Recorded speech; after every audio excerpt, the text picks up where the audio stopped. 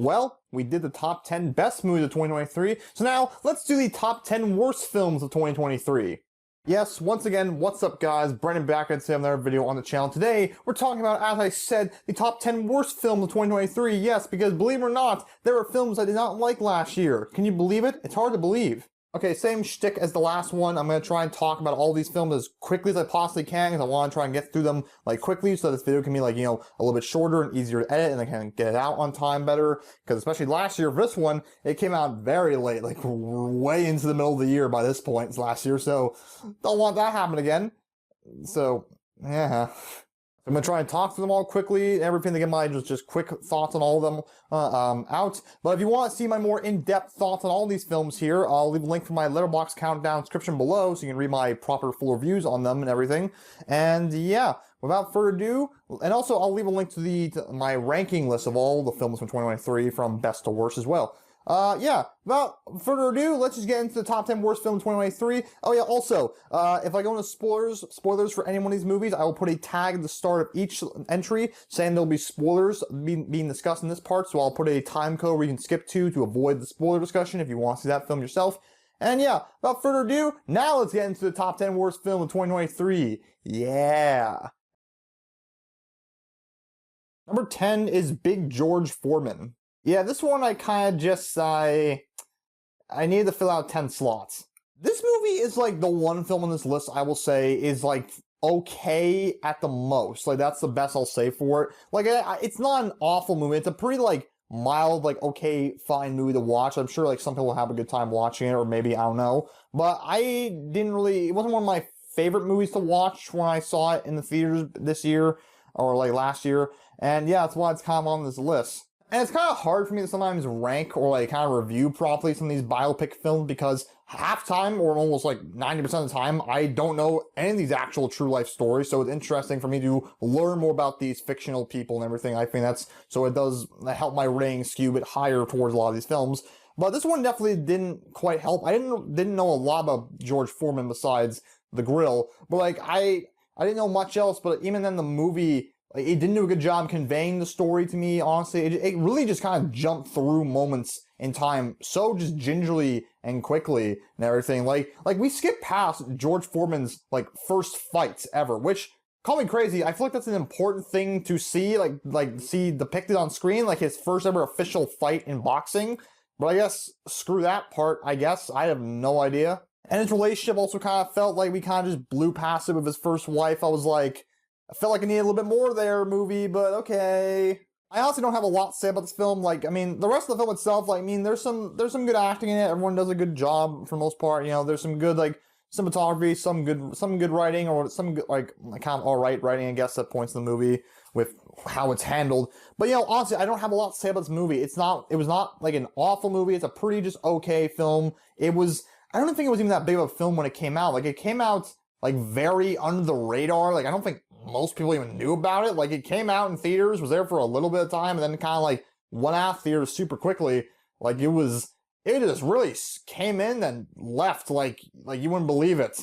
Like, it's like Big George Foreman apparently is now Small George Foreman because no one could see the movie coming. That's a really shitty joke, isn't it? Yeah, anyways, it's an okay kind of movie. I give it a 6 out of 10. It's, if you want to go check it out for yourself, go right ahead. It's not one of the worst things on this list. That's why it's like at the bottom here. But, it's not one of my favorite things, not a desirable thing I would watch again. It was pretty okay for the most part, I guess. But yeah, that's Big George Foreman.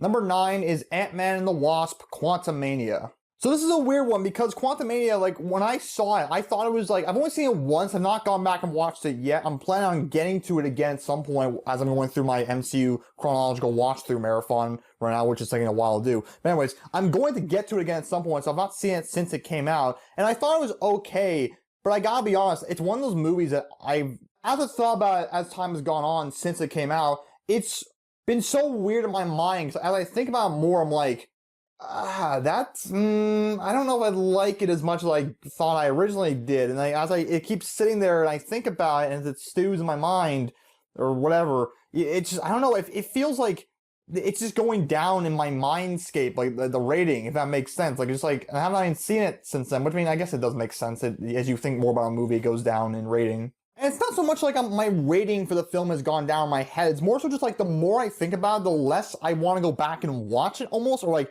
I don't have a strong desire to even like go back and watch it like right away. Like usually for the Marvel movies, like the MCU movies, I'm always like trying to get like the DVDs and Blu-rays really quickly. It's like I collect those. I like doing that on the Marvel films, or the MCU ones specifically.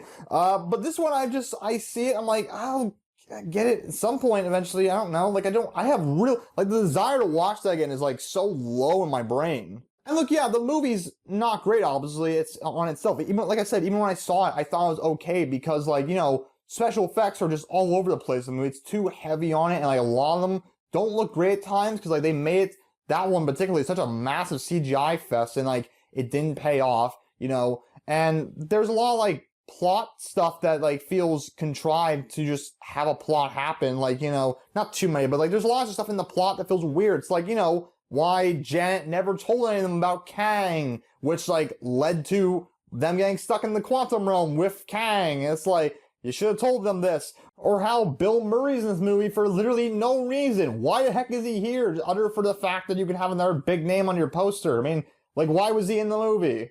And it's kind of dull a lot of time. That's also, I think, partially as a fact the movie doesn't look that great. So, like, it doesn't look visually interesting to look at. So it kind of feels dull, like, thinking back on it, and also just kind of sitting through. And also the stupidness and how they recast Cassie in this film for no goddamn reason. But this film does have some good stuff in the movie, though. Like, Jonathan Majors as Kang, like, he carried the performance as Kang and a lot of the movie for the most part. I mean, even though Kang himself is not really done a good service in this film with the writing, especially how, like, because he just doesn't, they don't write him in a great way to make him feel like the next big bad threat, but Majors at least helps carry that with his performance. He does a good job. But of course now it's probably out the window because now we don't have Majors anymore, so who the hell even knows what's going on with Kang. I mean, I hope they still use Kang just to kind of like use that storyline with that character, and just give him better writing. But still, yeah, like who knows what's happening. So now it's kind of like almost moot John Mayer's performance in this movie because he's gone now and everything. So it's like, I don't know. And MODOK, look, MODOK was MODOK. I mean, like, honestly, like, people were complaining, oh, he looks so terrible and stupid. I mean, like, MODOK's always been dumb. You were never gonna make this look cool in any live-action media. Like, he's weird. I've been rewatching the Avengers Earth's Mightiest Heroes cartoon recently, and he's goofy in that as well. Like, you're never gonna make MODOK, like, seem cool. Yeah, like, again, honestly, this film, like, I still think currently my least favorite MCU film is Thor: Love and Thunder, but, like, to maybe that film's credit, I at least want to watch that one again because I want to see if it gets worse in my opinion. This one, I feel like is getting slightly lower in my rating in my head, but like it's not one I'm really like wanting to go back and visit that much. And like, or if I even compare it to the Marvels, which, spoiler alert, the Marvels is not on this top 10 list. If I compare it to that film as well, which when I reviewed that movie, I gave it a rating that is a notch lower, like just one notch lower than this film. But even with that said, with like a rating that's currently still slightly lower than Ant-Man, I still think back to that film and go, I wouldn't mind watching that one again. There was definitely more fun moments in that one. Ms. Marvel carried. Again, that one had its problems too, but I would feel more like, interested and excited to go back and watch that one and just kind of like, vibe of it, I guess. Like this one, I don't really have that same desire that much. It kind of like, which I guess is a sign of a worse movie, in my opinion, at least. So, Ant-Man and the Wasp: Quantumania currently sits at a 6 out of 10, but, it could go lower. It could go lower possibly if I were to watch it again. And like, yeah, it just doesn't sit well in my brain. And when I think about it more, I'm like, I don't know if I want to watch that again, like on my own time. I'll get to it again at some point, but yeah, it just doesn't sit well with me. Number 8 is Cocaine Bear. Yeah, I remember when the trailers of this film came out, and I was like, wow, we're really running out of ideas here, Hollywood, seriously. Like, I mean, and apparently it's based on a true story base. It's more so just like a bear ate cocaine, just straight up died. It was like, that's apparently the true story. But, yeah, I didn't have any anticipation for this film. I saw on the flight coming back from San Diego, or no, was it going to San Diego? Or no, was it leaving from San Francisco? I don't need to put too much thought into this, honestly. Like, you hear the title Cocaine Bear, and that's all you should need on what kind of film this is. I mean, like, yes, obviously going into the film, it's not going to be a serious movie. It's a very silly, dumb comedy with like some action to it. And honestly, it wasn't that entertaining to me. Like, a weird thing to me about this movie, and I can handle like some violence and gore. For some reason, this film was a little just too much for me. I don't know why. Maybe because the idea feels more realistic. Again, but like with the bear like chasing after people like high on cocaine, it feels more realistic, I guess, and it kind of scares me. It doesn't really. I sound like an idiot right now. So the graphic violence feels a bit more like intense in a weird way. I mean, not like majorly, but still, it feels a bit more weirder, more violent, like more realistic violence because of that. Is that just me? Maybe it's just me. I can handle violence in pretty much most movies, but like this one, for some reason, I couldn't. It was just kind of weird and off-putting to me. I didn't vibe with it. It's a really just simple, dumb plot. It was, I mean, again, which like, that's the idea, but it wasn't one I enjoyed too much, you know? Like, you know, the actors were all doing a fine enough job. I mean, they're doing exactly what's given to them in the source material, which is ridiculous source material. You know, there's a lot of great fun actors in here, like Alden Ehrenreich and O'Shea Jackson Jr. and the other ones I forget now. Oh yeah, Ray Liotta's in this movie. It was like one of his last, if not his last movie, which is like, what a final movie to go out on before you die. Cocaine Bear. That is quite a legacy, my friend. Here's what I'll say why I think this film is definitely not good though, because although it's I think a lot of people found it entertaining. I didn't really find that entertaining so much, but like I had to remind myself a few times, like later on in the year after I watched it, that I saw it, because that's how forgettable it was. It's not that bad, but it's kind of like forgettable. It was almost brain rot. It was like I watched it, I moved on, that was it, and like so yeah, it's not that memorable to me. It was like had some good okay jokes. Some jokes I found were like yeah, all right, nothing. It was kind of just sometimes bland. And again, for some reason the violence got me differently for some reason. I don't know why. But yeah, Cocaine Bear is a 5 out of 10. Number 7 is Barbie. Yeah, I'm about to get killed in the comments now. Okay, before you start typing comments, let me say one thing right off the bat. Just because I have an opinion on this movie that is not positive, it does not mean I'm sexist. I feel like I have to say that right away because this movie was a phenomenon. It was a juggernaut. Like this movie, like so many people loved this movie last year. And that's fine. That's great. I'm glad a lot of people love this movie and connected to it. That's great. I'm not downing anybody or judging anyone's opinion for loving this movie. But like, I feel like I have to say that like, it is possible for me to have an opinion that is negative on this movie, like for reasons that are not the reasons you think I don't like this movie. But honestly, some people might not care and to what I'm saying right now because I probably doomed myself the minute I said Barbie on this list. Like I thought when I first heard way back when they were making a live action Barbie film, I thought that was the kind of silliest thing. Like honestly, this is my reaction every time. I would hear about it and go, they're making a Barbie film, literally forget about it, then hear about it again at some point, at some random time, be like, oh yeah, they're making that, and forget about it again, and so on and so forth. And I finally started remembering it was coming out when they started releasing the set photos and filming the movie. And you know, look, in general, I was going to this film to laugh at, because honestly, to me, the movie from trailers looked like the most, like, laughably bad thing. Like, so bad's good, because, like, to me, the idea of this live-action Barbie film seemed so silly, and, like, Ryan Gosling with his, like almost, like, fake abs he almost had. I'm sure they're real, but I'm just saying, they look weird in the photos. Okay, let me say some good things straight away. I do love they, like, really embrace all the Barbie aesthetics with, like, you know, the clothing and the set design, the vehicles and all that, and a lot of the other like little things they would do that, like how little girls would play with them back then, how Barbie would like when she would jump off from like the roof into her car, it was kind of like modeled after how a kid would just grab the doll and just like hover down to the car. I was like, I appreciate all that kind of stuff.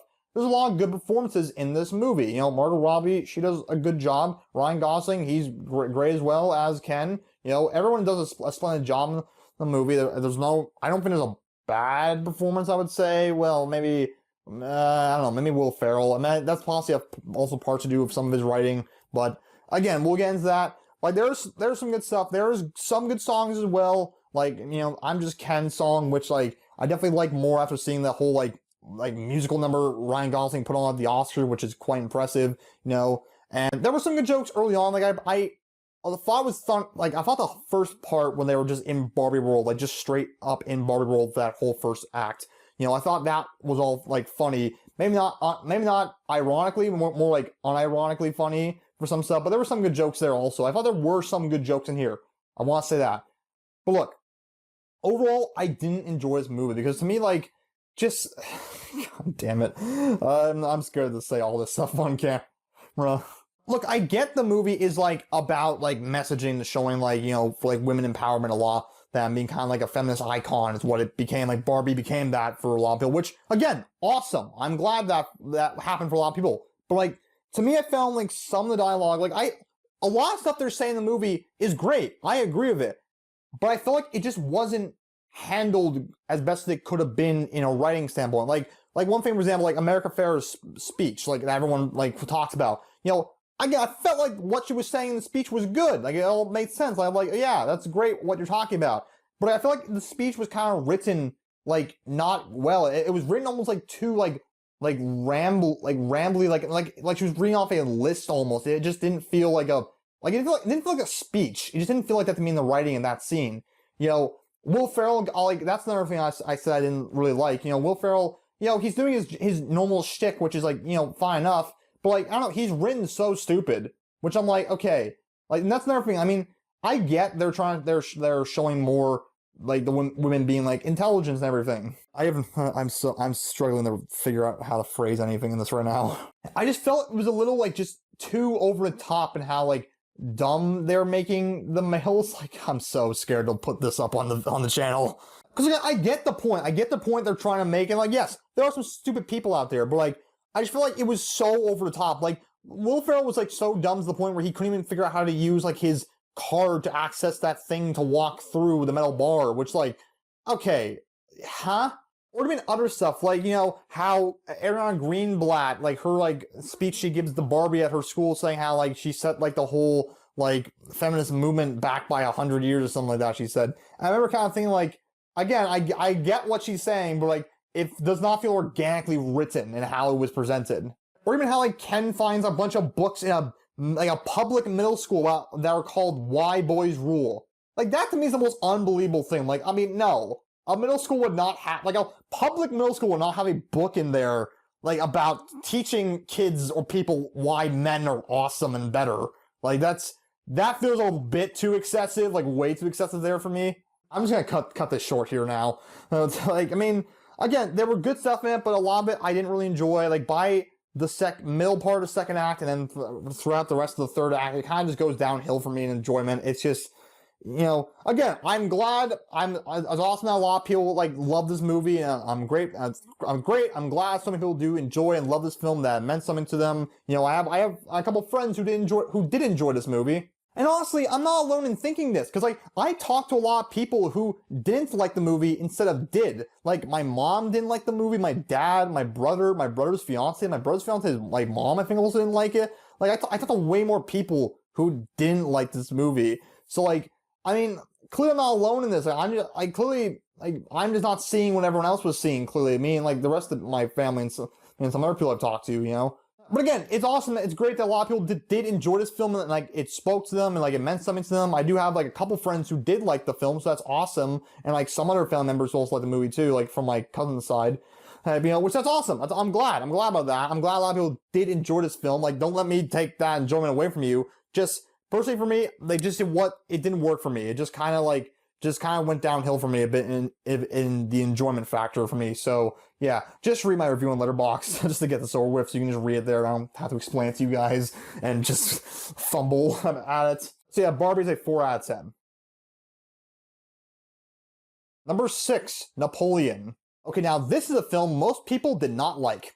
This film is just so boring. It's very dull, very boring. You know, I saw it in theaters. It's an Apple movie, so I think it's probably better on Apple, maybe, just to kind of sit there and at your home instead of in a theater. Just like, it was so, I can't lie, I was checking my phone at some point, checking, okay, how much longer we got for this movie? And I'm sure there's a way to make this interesting, but, like, I don't know, the way the movie was doing it was just so not good. And like one of the major factors, honestly, and why I not find this film that entertaining or like engaging, to watch, was Joaquin Phoenix's performance as Napoleon. Phoenix is a terrific actor. He's like proven time and time again he's like a great actor. He's had a lot of great performances. But this one's not it. Like, I don't know what it was about this role, but like Phoenix felt like he was just kind of like bored or like just uninterested. Like so many times in the film, he just didn't feel like he was in it with that role. He just kind of was standing around saying the lines and everything, but he just didn't look like he was invested in the role at all. And also on top of that, he doesn't even have a French accent in the film. Like, yeah, General Napoleon Bonaparte, like the most famous French general in history. I'm gonna play him American. Why? This actor, whose name escapes me right now, I don't know his name, but this actor who played Napoleon in Night at the Museum, Battle for the Smithsonian, actually had a French accent.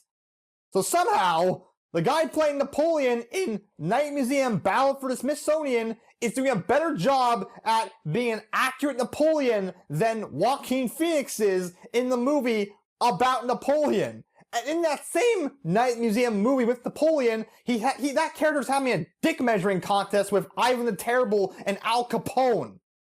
And yet that one is more like accurate than Joaquin Phoenix's Napoleon in the Napoleon movie. Do we see the problem here? In fact, nobody has a French accent at all. Like, I think Vanessa Kirby still has her British accent. I mean, I don't quite remember, but like, I feel like she did. I feel like she just had her British accent still, which like, huh? Like, I get it. You're not going to have all the characters like fully speaking French in the film. It is a American-made movie, so you have to like, pander to that audience. Like, we're not all like Inglourious Bastards, which can get away with having like almost no like English-speaking like characters in the movie. But at the same time, why not at least like have an accent in French? Like, they just do that. So like, the fact you have none is just so strange. I don't know, this one was so boring to watch. I mean, both the way it was written and how Phoenix plays the character. And there were some nice set designs and cinematography and all that, and some of the action was like not bad, but like, it's a very, very dull biopic, honestly. I don't really recommend it. I mean, unless you want to know more about Napoleon, go right ahead, but yeah, it's kind of a dull one. I gave it a 4 out of 10. Number 5, Batman, The Doom That Came to Gotham.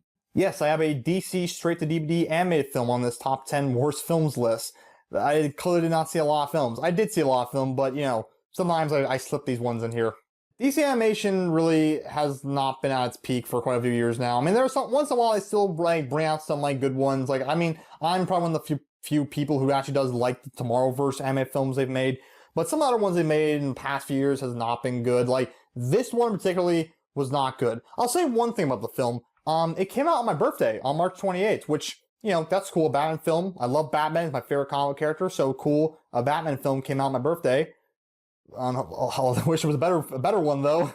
This is apparently based off an actual book, probably by the same name. And like the film, the book and film as well. The idea is that what if Batman was back in this like, I guess Victorian era, something like, I don't know, like it's back during like the 18 or 1700s or something like that. But like it's basically like, what if Batman mixed with like Lovecraftian creatures and that kind of mythos and all that?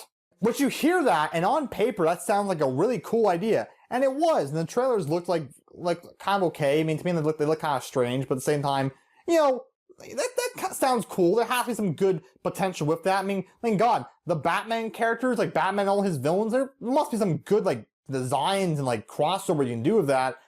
And there is some really cool designs in here with some of the characters, but, man, this does not execute both the Lovecraftian stuff or the Batman stuff well at all. I mean, I don't think it's, like, straight up Lovecraftian, but, like, you know what I mean? When I say Lovecraftian, it's taking its inspiration from that with some of the creature kind of stuff. The film felt like it was just kind of on a conveyor belt of like throwing out like Batman's greatest hits almost like in this Lovecraftian style like story. I mean like, and by greatest hits, I mean like they were just shoving in and throwing characters like left and right just to have them in the story and in this setting and in this universe. And then like it's almost add nothing to the actual movie itself. Like Dick Grayson and Sanjay Todd, I think it's supposed to be Jason Todd. I think so. I don't know. Like, but anyways, like they're in the movie to only die right at the beginning. And the movie begins like with Bruce trying to find Oswald Cobblepot, and you think, oh, he's gonna be part of the movie. No, he's just kind of in the background just watching like Batman in the Arctic at times. It's like, all right. But then it's like our main villain. The main villain is like Ra's al Ghul, the film, which like that makes sense. But like then you have like at first we have Mr. Freeze, which like, oh, that's kind of cool seeing Mr. Freeze, and he has a cool design and everything. But then he's killed, and they birth out Poison Ivy from him being killed because they use a plant thing inside him to kill him, which it's a whole thing. And then Poison Ivy's here, but then she does like one thing and then is killed by Green Arrow. Oh yeah, Green Arrow's in this, by the way. And then she's dead. And that one thing she did was like kiss Harvey Dent, which turned him into Two-Face with like a poison his whole side of his face. And you think, oh, is he gonna do something? No, he's just there to kind of act, like literally act as a portal doorway for, I guess, the Cthulhu monster sort of thing to come through to Gotham. Like literally they were chucking like whoever they could think of into the story and just throwing him in here like, well, we want to see Two-Face and Mr. Freeze and Poison Ivy and Dick Grayson. Oh yeah, and Oracle's in this as well, but she's like a footnote almost. She does one thing to help out Batman, but that's about it. They were just chucking character after character because they want to see them in this realm. And it's like, you shouldn't just throw all your cards into the film because you think you just want to see them. You should actually craft a story around it with like some of these characters and not just be like, yeah, go for it. It's, And the story hurts a lot from that. Like, it really does. And even then, the voice acting is fine for the most part. No one's doing a bad job, but nothing is too memorable, honestly. Like, the guy who plays Batman, it's like David Giantino or something. I always forget and butcher this guy's name. I'll just put it up here on screen. But, he had previously played Batman before in an animated film. He is the perfectly okay Batman, I will say. Like, he's perfectly okay. He's not amazing. He's not awful. He's just okay. There's nothing about him that's like too remarkable or memorable. Like, honestly, I have a hard time trying to remember what his voice sounds like as Batman. Like, both times he did Batman or Bruce Wayne, they were both like just very like plain and fine. There was nothing too spectacular about him. Like, honestly, like again, if I ever hear him in another project as Batman, I'll be like, all right, that guy's not bad. But like, he's not memorable. Like, I'm not like gonna sit here and think, oh yeah, David, that guy was a good Batman. But I'm just not. His voice at the end of the day just does not stick in your head after you're done like listening to him. Yeah, DC, this one wasn't great. It's a Batman, The Doom That Came to Gotham. Mouthful of a title, by the way. It's a 4 out of 10. Number 4 is The Flash. Do we even need to explain what's wrong with The Flash? There's very many things wrong with it. Outside factor alone is obviously Ezra Miller. Like, of course, we all know Ezra Miller went on a tour during 2022 to show how fast and how hard like they can plunge their career and respectability into the goddamn ground. And boy howdy, did it work. Any hype or interest I had in this movie died the minute they started doing all their friggin' weird shit and just, oh my god. Like, I had no hype. Like, they absolutely killed it. Any hype I had for this movie. Like, Ezra, just what a piece of shit of a human being they are. Like, just awful. So that didn't help alone. But like, beyond that, obviously looking at their performance as Barry Allen in the movie itself, look, I was never a fan of Ezra's like performance as Barry Allen to begin with. I never thought Barry was written well in any of his prior movies in both versions of Justice League. So I didn't like the casting of Ezra. I didn't think Ezra played the role well. So like, I wasn't really excited about seeing them in another, like in their own solo project as Flash. There's like 2 scenes maybe they do that is actually pretty solid. The rest of the movie, like again, I don't think they made a good Flash. Like, it doesn't work. They especially don't work as the Barry Allen Flash. I'm not even sure if they would have worked as Wally West better. Probably not. They do not work as Barry Allen. I don't think they would have worked as Wally West either. Like, they just don't work as the Flash. And on top of their performance not being that great, the movie's kind of like meandering a lot of time. It's like there's no, like it's like literally I was kind of waiting for Michael Keaton's Batman to show up because, most of the film is not that interesting until like Michael Keaton shows up. And like Keaton is a redeeming factor in this movie. Like he's still great as Batman. He's like, just like any scene with Keaton in the movie as Batman, even like, is pretty great. Like, I mean, besides the one scene with him saying, let's go nuts, or whatever, that one is so, like, just pandering to that line, and it's like, doesn't make sense in the context of him saying it. And there's some other good stuff, you know, Sasha Calle is also great as Supergirl, you know, this is the one time we're gonna see her, she's good. You know, there's some other, like, there's once in a while some good scenes, you know, I do like the final scene Ben Affleck's Batman gets as that character. But again, there's a lot of other shitty stuff, like, Younger Barry is obnoxious, holy crap. And the effect of, like, making it look like there's two Ezra Millers throughout the movie looked pretty good. Like, honestly, I never doubted it until I saw some other clips online where I saw, ooh, that doesn't look good there. A lot of CGI and effects do not look great in this film. It just don't. I mean, we all know about that stuff. And the baby scene, Jesus, man. Yeah, the film feels aimless is the real thing. Like, I mean, there's no real threat throughout most of the movie, you know, until we get Evil Flash, which I feel like was just almost...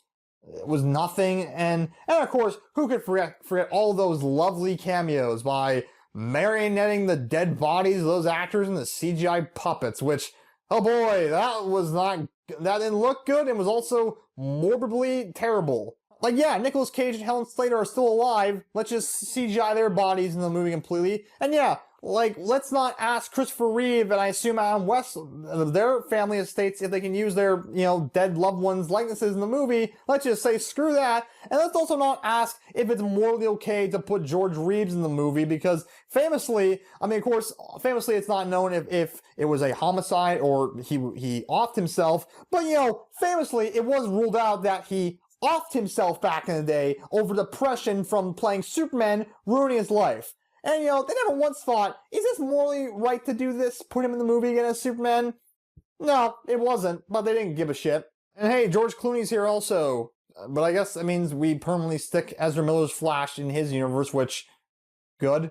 Yeah, this film is not good, and next time, can we not parade this film around for a whole year saying it's the greatest film since The Dark Knight? Because it wasn't. Like, was Batgirl really that bad of a movie? Because I am so doubting your judgment now, Warner Brothers. I mean, Aquaman's also not on this list, by the way, but when the test screens were coming out for that movie, people were saying it was like one of the worst comic movies ever. Like, one of the worst ones. I mean, I didn't think so. I don't think the general public thought so, but, I mean, again, clearly you guys don't know what the hell you're doing over there. God damn, thinking Batgirl was awful. This wasn't good. This is not awful, but it's also definitely not good. Oh my god. And the best part about it all is that they never once publicly fired Ezra Miller. Even way after the movie came out, they never fired Ezra Miller. James Gunn, please save us. We are literally, like, begging. We are, like, scraping at scraps. Please. Flash is a 4 out of 10. Number 3, The Zone of Interest. Yeah, this one will be quick also. The Zone of Interest I found was just so dull to get through. I mean, like, I honestly struggle to stay awake during the movie. I mean, look, I know what the movie's about. I know, like, the whole point is showing, like, how awful it is. Like, just the Nazis were just living casually while they were just burning alive, like innocent people. Like, I get that's the point of the movie. I do get that. But, like, I feel like just from a film standpoint, how it was, like, made, like, on a technical level, it felt boring to sit through. Like, it just kind of... It wasn't shot, I don't think it was shot that well. Like, you know, it was very, like, not that dynamic how it was shot, which made it kind of boring to look at. You know, the performances are all, like, fine, you know. It's not written in a way that makes it engaging to watch, because at the same time, like, why do I care watching any of the characters in this movie? They're friggin' Nazis. I don't give a shit what happens to them. Like, they're talking about how, oh man, our family, like, almost starts falling apart in this movie because the husband needs to move out to some other place because of his job as a Nazi. It's like, I don't give a shit. They're Nazis. Like, why do I give a shit what happens with these characters? Like, I don't feel sympathy at all for them. They're Nazis. Like, that made the whole film just not really interesting to watch or be engaged with, because, like, why do you care? On technical levels, the film was not well made to be, like, you know, interesting to watch. And even then, the characters themselves, like, I don't care watching these people because they're Nazis, so they can all just piss off. Yeah, this is a 4 out of 10. I don't have much to say on it. That's it. 4 out of 10, Zone of Interest. Number 2, Justice League Warworld. Oh, you thought the Batman Doom That Came to Gotham was the only DC animated film on this list? This one's also on here. Like, god damn, this is worse. This was somehow worse. Even in that Batman part, I was talking about how I am one of the few people who likes the Tomorrowverse animated films. This is a Tomorrowverse animated film, and it sucks.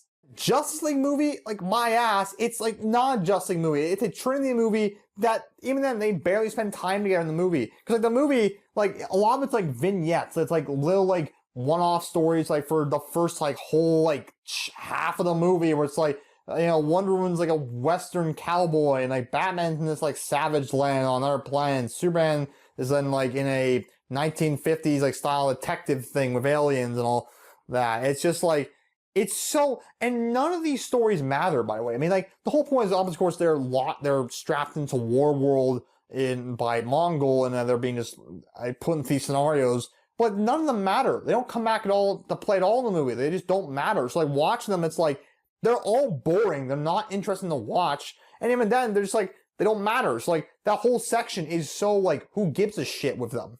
And because they're, like, they don't matter, it really brings down the movie. Like, by the time you get to the stuff when they become, Superman, Batman, and Wonder Woman properly, like, once again, there's not a lot of movie left, and just, it feels like you kind of just almost waiting for the ending to get here, and the ending is also just bad. It's not good. Like, apparently, like, it has Martian Manhunter. We reveal Martian Manhunter was also captured, and he was the one that was being forced to put the League into that, dream state scenario and everything.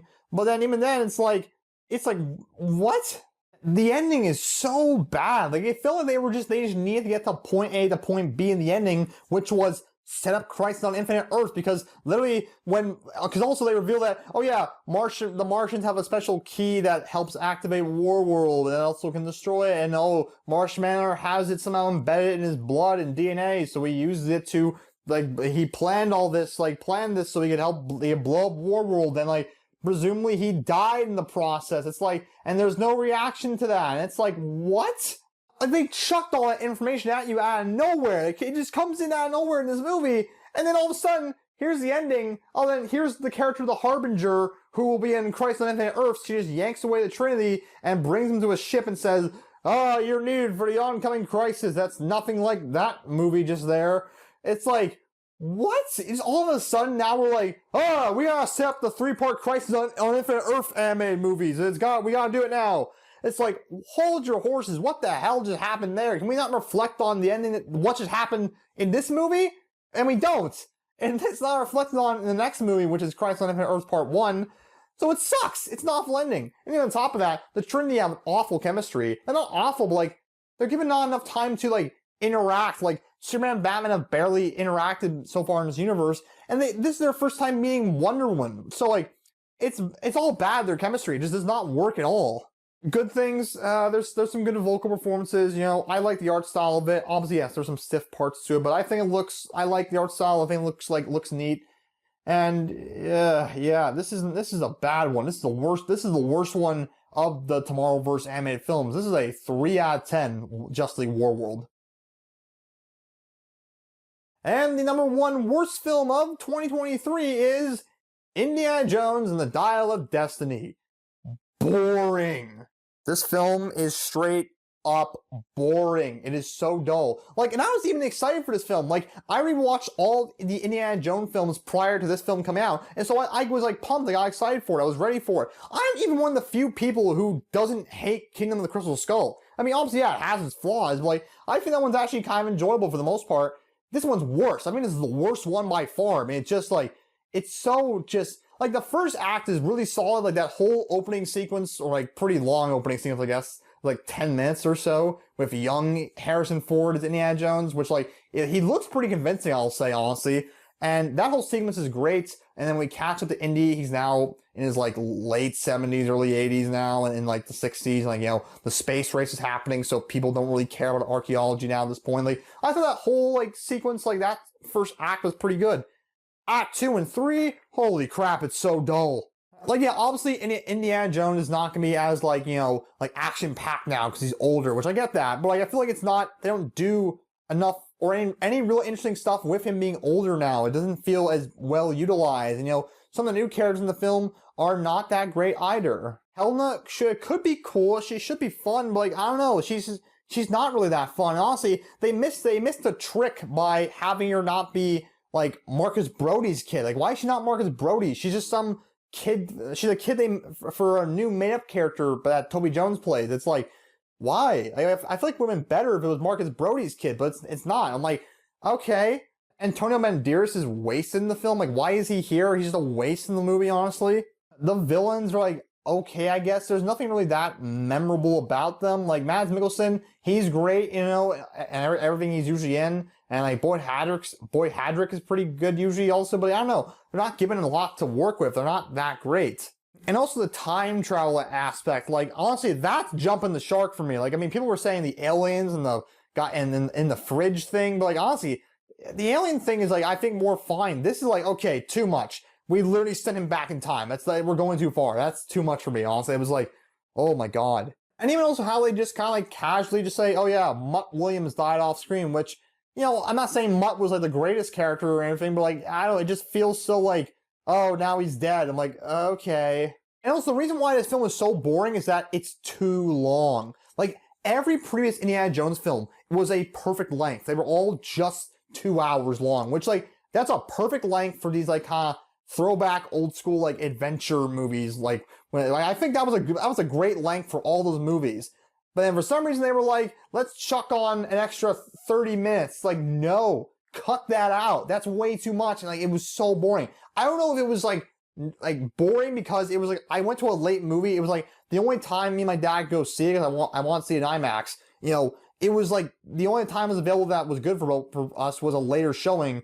And I went to later movies before, like stuff like The Flash and everything. And I was fine during that. But I don't know if I was just too tired during this movie for some reason. Like, I do want to watch it again at some point just to see, okay, was it just like boring because it was late during the movie theater and I wanted to go home and I was tired? Maybe, I don't know. But yeah, I'll watch it again at some point. But honestly, yeah, it's still, it's extremely boring. It feels like a sad, like, wet note to end the series on, you know. Like, honestly, Kingdom of Crystal Skull would have been a better ending to end on. Like, I know, okay, obviously Last Crusade was a better place to end the series on, but like, if they had to end it on one of these two later movies, Crystal Skull would have been a better ending, him getting married, you know, that's much better, I feel like. This one's just kind of awkward, I feel. I mean, yeah.